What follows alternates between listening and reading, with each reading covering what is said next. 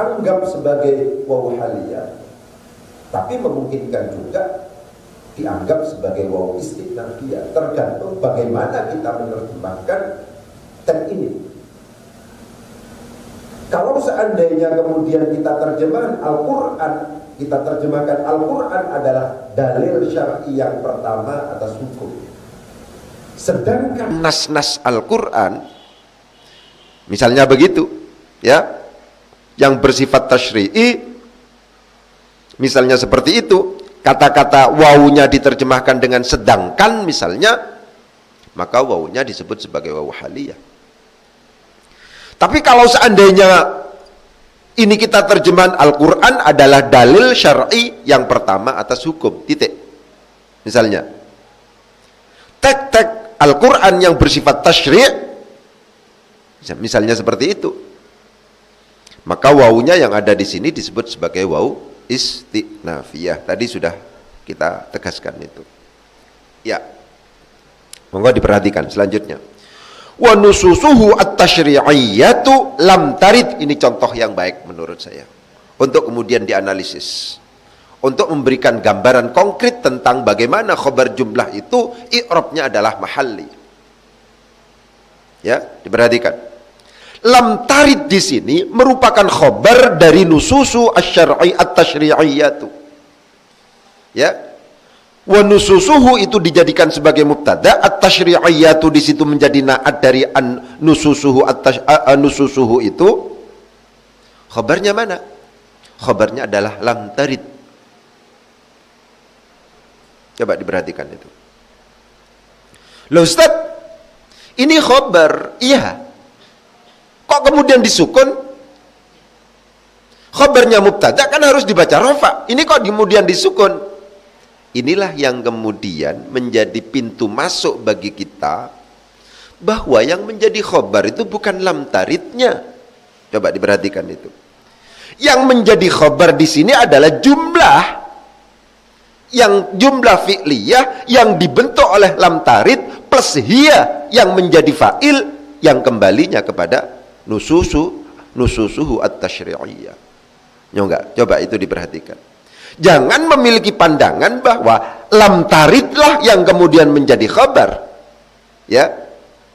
Bukan. Yang menjadi khabar itu adalah jumlah yang dibentuk oleh fi'il lam tarid plus hiya yang tersimpan di dalamnya yang menjadi fa'il yang pada akhirnya dikembalikan kepada nususuhu at-tasyri'iyyah.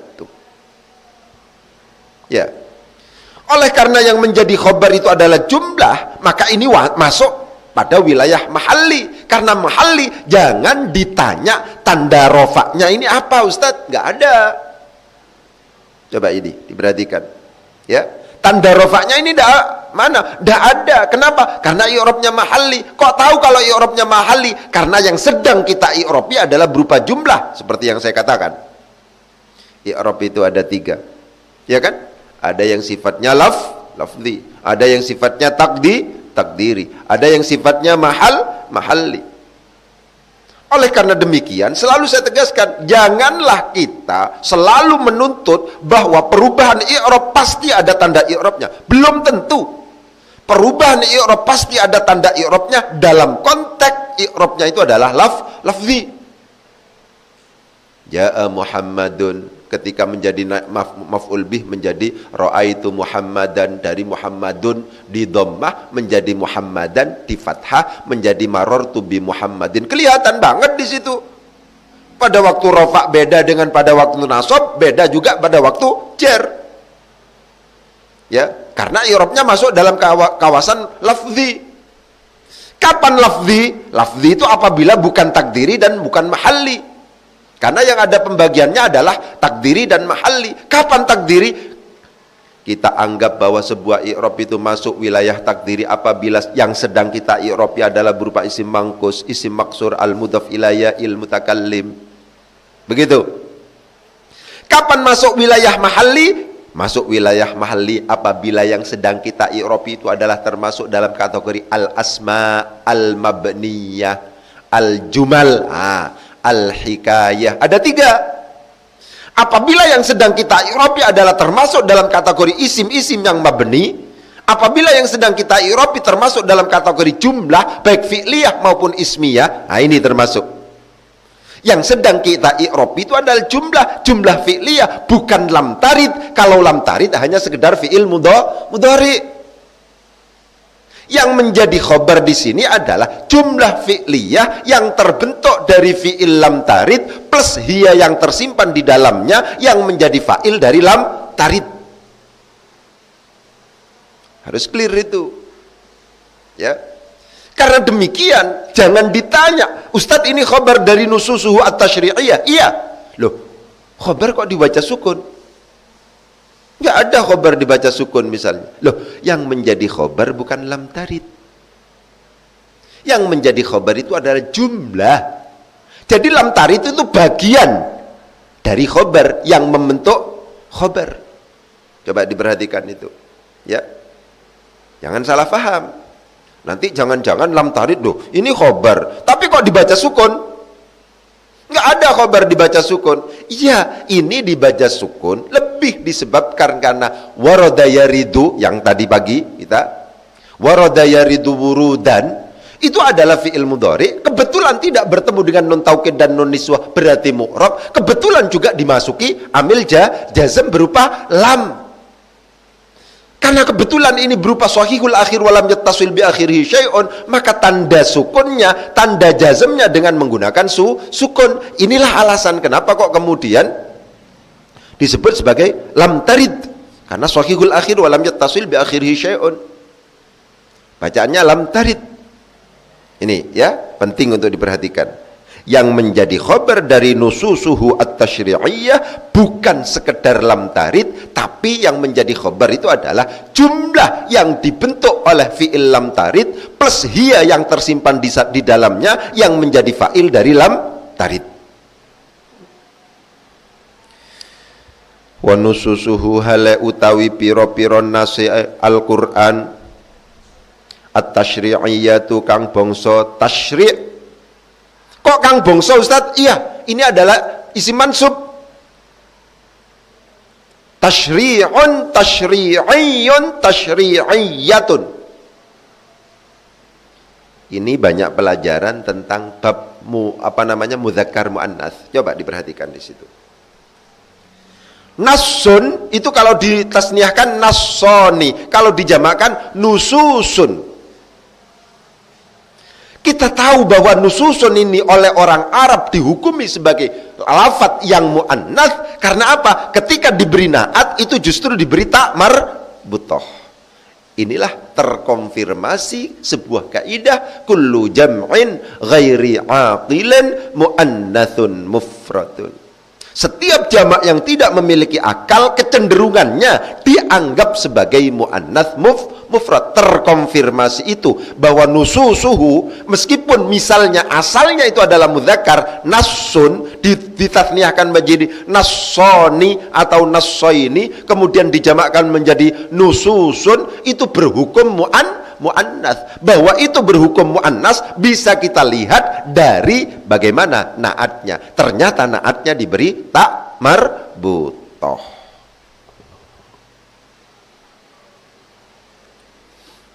Ya, diperhatikan itu. Kapan sebuah kalimat itu kemudian kita anggap sebagai muannats? Kalau seandainya isim mausul pakai yang muannats, allati berarti.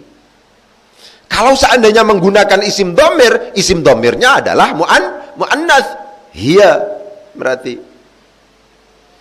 Kalau seandainya isim isyarahnya pakai muannats, hadhihi misalnya, itu muannats. Kalau diberi naatnya adalah muannats. Oleh sebab itu selanjutnya itu perlu diperhatikan. Lam tarid ala halin wahidatin. Diperhatikan di situ. Ya. Lam tarid ala halin wahidatin. Kok wahidatin? Kok gak wahidin? Ah, itu menjadi konsentrasi panjenengan. Kenapa kok wahidatin, kok ada tak marbutohnya? Inilah yang kemudian dalam istilah nahwu sorof kita, nahwu kita, itu disebut sebagai ada muannas itu yang kemudian kita sebut sebagai muannas majazi. Ada mu'annas itu lafzi, ada mu'annas itu maknawi atau hakiki misalnya, ada juga mu'annas itu majazi. Kalau lafzi terkait dengan alamatul i'rab, alamatul apa nama? Alamatul ta'nits, ada yang disebut sebagai tak marbutoh, ada alif maksuroh, ada alif mamdudoh. Setiap lafaz yang diakhiri tak marbutoh secara umum, secara lafaz dia dianggap sebagai mu'annats. Ketika ada alif maksurohnya dianggap mu'annats. Ketika ada alif mamdudahnya dianggap sebagai mu'annats. Itu alamatut ta'nits. Coba diperhatikan. Ya. Ada juga lafaz dianggap mu'annats akan tetapi tidak berjenis kelamin. Ya kan? Tidak berjenis kelamin. Kalau seandainya Hindun, Fatimatu, Zainabu dan seterusnya, itu sejak awal memang jenis kelaminnya adalah perempuan. Ini tidak. Salah satu contohnya apa? Halin wahidatin. Kata-kata halin ini ternyata oleh orang Arab dianggap sebagai mu'annats. Padahal yang pertama, dia tidak ada alamatut ta'nitsnya. Yang kedua, dia tidak berjenis kelamin perempuan. Inilah yang kemudian kita sebut sebagai mu'annats majazi. Ya, diperhatikan itu. Ya, itu halin wahidatin. Kenapa kok halin kemudian dihukumi sebagai mu'annats? Karena pakai wahidatin. Koleksi mu'annats majazi ini harus dari sering baca. Koleksi. Kalau tidak sering baca nggak bisa kita, nggak punya koleksi. Bahwa Syamsun itu adalah merupakan mu'annats misalnya, Yadun itu adalah mu'annats, semua huruf hijaiyah itu adalah mu'annats misalnya. Itu kalau tidak pernah baca ya nggak bisa. Koleksi pemahaman kita tentang bahwa ini adalah mu'annats majazi itu adalah hasil dari bacaan kita. Oke, perlu diperhatikan itu. Wa nususuhu at-tasyri'iyatu. Sedangkan bermula beberapa nasnya Al-Quran at-tasyri'iyatu yang bersifat tasyri' adalah lam tarid. Perhatikan di sini bagi teman-teman pemula, warada yaridu pakai ya, warada taridu pakai tak, warada naridu pakai nun, warada aridu pakai hamzah mudhara'ah. Perhatikan, hamzah mudhara'ah itu memiliki fungsi lil mutakallim wahdah. Tak mudhara'ah memiliki fungsi ghaibah dan mukhatab. Coba diperhatikan. Ya. Kenapa di sini kok lam tarid? Karena yang dibutuhkan adalah dhamir hiya yang kembalinya kepada nususuhu at-tasyri'iyah yang itu berjenis muannats ghaib. Ya, muannats mufradah. Ya, begitu.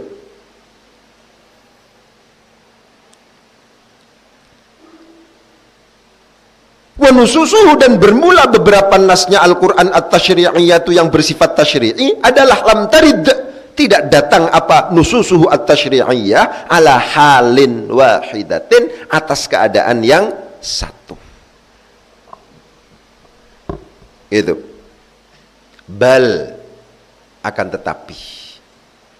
Namanya akan tetapi pasti pada akhirnya yang akan ditegaskan selanjutnya adalah bertolak belakang dengan yang sebelumnya.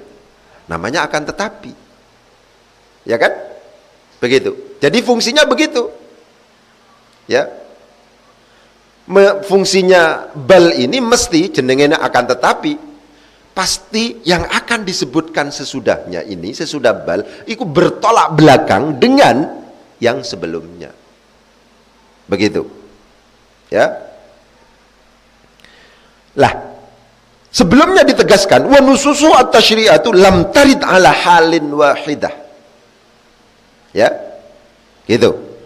Halin wahidah. Bal, akan tetapi Quran itu nasnya itu tidak datang dalam satu kondisi, akan tetapi minha iku setengah sangking nususuhu at-tasyri'iyah ma utawi barang warada kang tumeka apa ma bisighatil amri kalawan sighat amar. Minha itu adalah susunan jarun wa majrurun.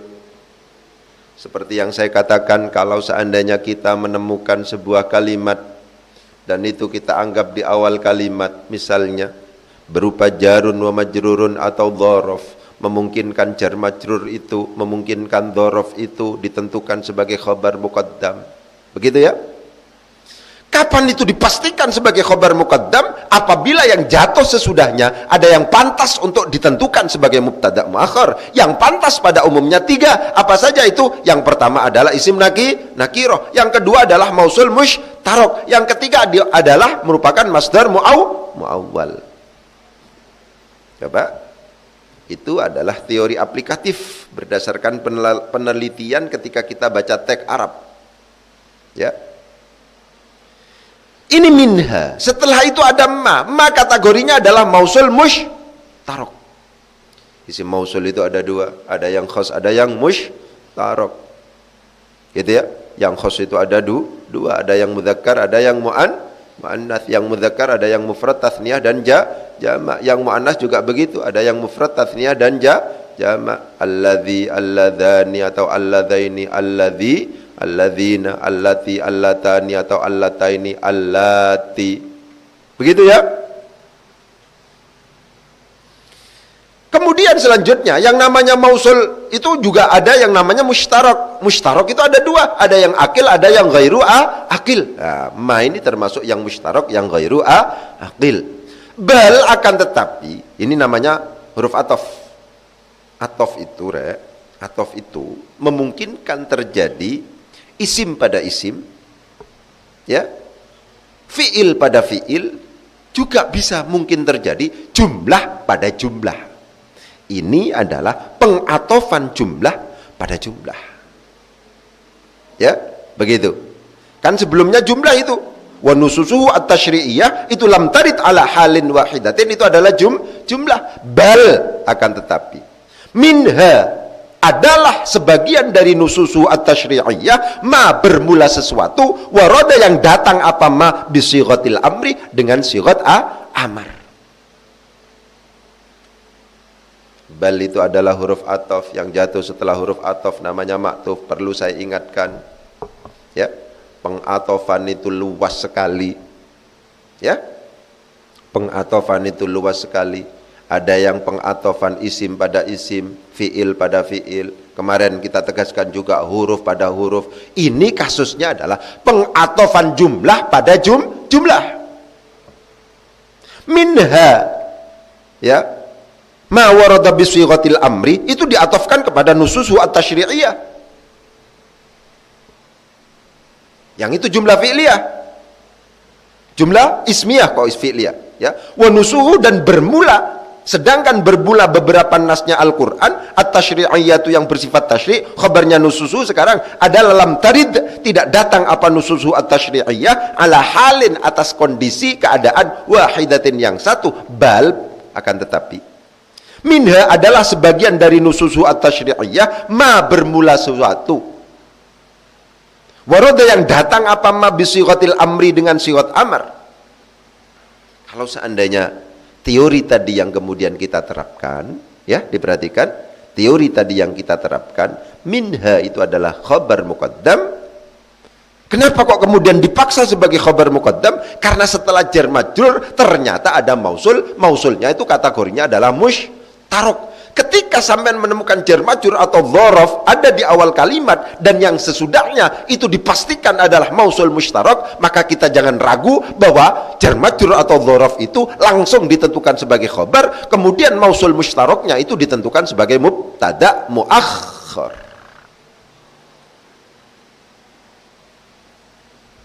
Begitu. Sehingga pasti ini minha adalah sebagian dari nususuhu at-tasyri'iyah ma bermula sesuatu. Minha iku setengah sangking nususuhu at-tasyri'iyah ma utawi barang. Ya, jadi sampean perlu memperbanyak koleksi kaidah. Ya, meskipun kaidahnya itu kalau saya itu kan saya berdasarkan penelitian induktif, ya. Jadi ketika saya baca kitab itu saya rumuskan, saya klasifikasi, saya petakan dan seterusnya. Ternyata kesimpulan saya kesimpulan saya adalah ketika kita membaca di sebuah kalimat, di awal kalimat itu jar majrur atau dzaraf, dan yang jatuh sesudahnya ada yang pantas untuk ditentukan sebagai mubtada muakhar, yang pantas itu ada 3, isim nakirah, mausul mustarak, dan masdar muawwal, maka pastikan yang namanya jar majrur atau dzaraf yang ada di awal kalimat itu berkedudukan sebagai khobar muqaddam. Sedangkan mausul mustaraknya, sedangkan masdar muawwalnya, sedangkan isim nakirahnya itu ditentukan sebagai mubtada muakhkhar. Jadi sudah benar, fiddari rajulun, fiddari adalah tetap di dalam rumah, rajulun bermula, seorang laki-laki bermula. Fiddari iku tetap ing dalem omah, rajulun utawi wong lanang. Kenapa kok utawi? Isim nakirah. Yang pertama jar majrur yang dijadikan sebagai khobar muqaddam, kemudian isim nakirahnya ditentukan sebagai mubtada muakhkhar. Wa minan nasi may yaqul, wa minan nasi lan iku setengah sangking menungso, man utawi wong. Itu utawi wong. Minan nasi jar majrur langsung ditentukan sebagai khobar muqaddam. Man itu adalah mausul mustarak ditentukan sebagai mubtada muakhkhar. Wa minan nasi, dan adalah sebagian di antara sebagian manusia, man bermula orang. Begitu. Ya. Jadi ini fungsinya kita praktek analisis teks, iya kan? Kalau seandainya kita misalnya hanya belajar fa'il saja, ya di situ fa'il dan itu lurus-lurus saja. Tidak ada variasinya. Ketika kita belajar maf'ul bih, lurus-lurus saja maf'ul bih, tidak kelihatan sulitnya. Tapi kalau sudah praktek ini, coba itu kita bertemu dengan nususuh at-tasyri'iyah, kemudian lam tarid, kan jarang kita contoh lam tarid ini. Kan bagus lam tarid itu berkedudukan rofa sebagai khobar, ya, akan tetapi di situ disukun, kan menarik itu menurut saya. Lam tarid dalnya disukun tapi berkedudukan rofa. Di situ ada kata-kata adalah. Kenapa? Karena khobarnya jumlah di sini. Karena khobar jumlah sifatnya mahalli. Karena mahalli tidak ada tandanya. Secara hukum saja dia rofa, akan tetapi tandanya tidak ada. Kenapa? Karena masuk dalam wilayah mahalli. Oleh sebab itu sangat penting apa yang kemudian kita sebut sebagai anwa'ul i'rab. Bal balik minhaiku setengah sangking nususuhu at-tasyri'iyah ma utawi barang. Ma utawi barang yang menjadi mubtada muakhkhar adalah mausul mustarak. Apakah isim mausul itu masuk dalam kategori mausul mustarak? Apakah mausul khas? Itu sama. Sama apa? Sama-sama membutuhkan yang namanya silatul mausul dan juga aid. Sehingga perlu diperhatikan, ketika sampai bertemu dengan isim mausul, apakah isim mausulnya masuk kategori khas atau yang mustarak? Bersiap-siaplah untuk menghadapi jumlah baru. Jumlah baru itu gaya apa? Jumlah baru itu nanti dibuat sebagai silatul mausul. Di dalam jumlah yang kemudian kita sebut sebagai silatul mausul itu ada dhamir baik baris maupun mustatir yang kembalinya kepada isim mausul. Itulah yang kemudian kita sebut sebagai aid. Perhatikan. Bal akan tetapi minha adalah sebagian dari nas-nas Al-Quran, ma bermula sesuatu, waroda yang datang apa ma. Di dalam lafadz waroda itu ada dhamir huwa yang tersimpan di dalamnya, mustatir jawazan yang kembali kepada ma. Itulah yang kemudian disebut sebagai aidnya. Waroda bisighatil amri itu adalah merupakan jumlahnya jumlah fi'liyah. Kenapa? Karena terdiri dari fi'il dan fa'il, karena dibentuk diawali dari fi'il. Jumlah itu jatuh setelah ma yang merupakan isim mausul. Diperhatikan, jumlah waroda bisighatil amri itu adalah jatuh setelah ma yang merupakan isim mausul. Setiap jumlah baik ismiyah maupun fi'liyah apabila jatuh setelah isim mausul maka disebut sebagai silatul mausul. Maka waroda bisighatil amri yang merupakan jumlah fi'liyah itu disebut sebagai silatul mausul. Di dalam silatul mausul waroda bisighatil amri itu ada dhamir yang tersimpan berupa dhamir huwa yang tersimpan di dalam waroda yang kembalinya kepada ma. Dhamir yang tersimpan di dalam silatul mausul itu yang kemudian kembali kepada isim mausul itu, itulah yang kemudian disebut sebagai aid.